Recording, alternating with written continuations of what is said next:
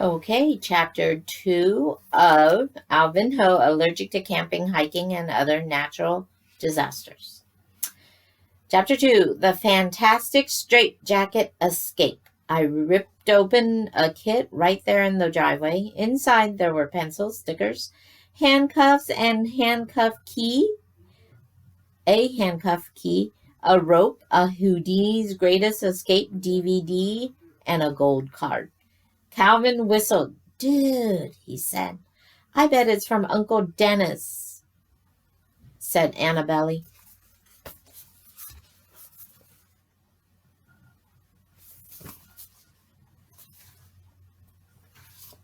And sure enough, there was another card that said, Happy birthday, sport. Love, Uncle Dennis. It was not my birthday, but my Uncle Dennis, who lived in Boston, didn't know that. He's a cool dude. He butters his toast on both sides. He can never remember our birthdays exactly, but he sends something whenever he thinks it's our birthday, which could happen more than once a year. And it is always a marvelous surprise. I could hardly believe my eyes. Harry Houdini was the best escape artist in the history of the world, as everybody knows. His real name was Eric Wise. It's a German name, I guess. Eric with a K and Wise with a Z at the end.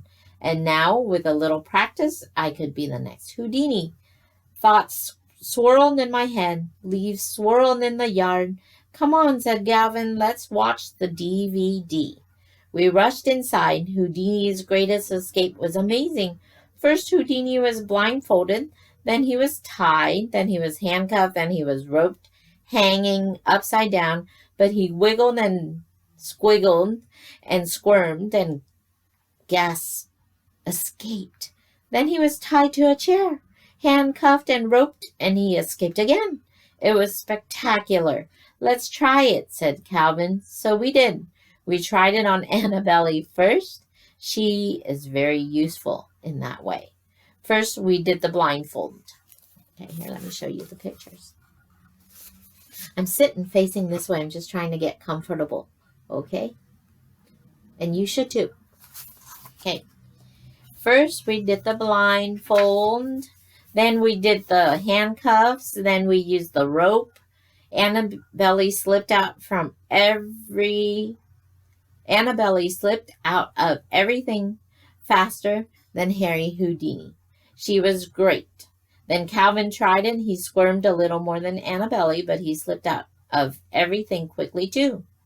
Then it was my turn, and I slipped right out of the very big handcuffs too, on account of my hands were too small. Calvin stopped. He rubbed his chin.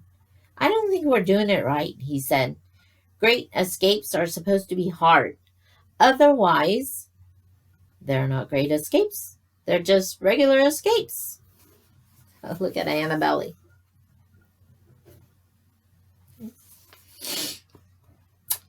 Oh, something's missing from this kit, said Calvin, inspecting the box. Houdini had something we don't. It's the arms, said Annabelle excitedly. The shirt was the shirt with the funny arms. That's it, said Calvin, the straitjacket. He dumped the packing peanuts out of the box, but there was no straitjacket. No problem, said Calvin. I'll make one. Calvin is great. One of his talents is taking things apart to see how they work. His other talent is making things. First, he found an old shirt. Then he found another old shirt, and he cut the sleeves from one and stitched them carefully to the sleeves of the other until the shirt had extra long sleeves. There it is. Right there.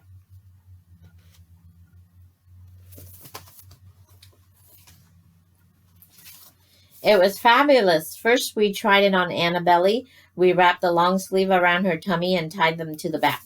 Her arms are short, like two bicycle handles, on account of she's only 4 and nothing has really grown in yet except her teeth. So it didn't take long for her to wiggle free. It wasn't like she was a real escape artist or anything. Then we tried it on Calvin. His arms are longer. In fact, he wiggled quite a bit. He rocked wildly, tied to a chair, just like Houdini, until he knocked himself over and nearly cracked his head. It was super duper. Then Calvin popped out of the straitjacket too. Finally, it was my turn. Wrap me up, I cried.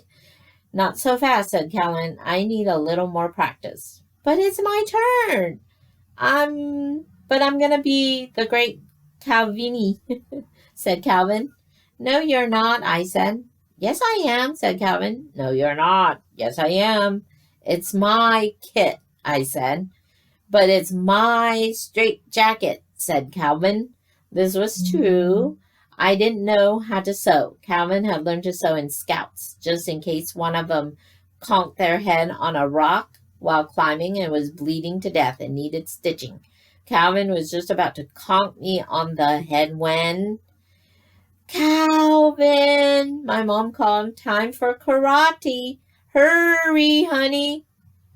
Calvin is always practicing karate or going to lessons. He can punch a brick without crying. Someday he will walk on sizzling coal without screaming. He is very, very talented in that way, but I am not. Karate freaks me out, so I stay home with Annabelle, and Yay usually comes to take us to the library, and then out for ice cream when Calvin is out hurting himself. Did I show you that picture of Calvin? Okay.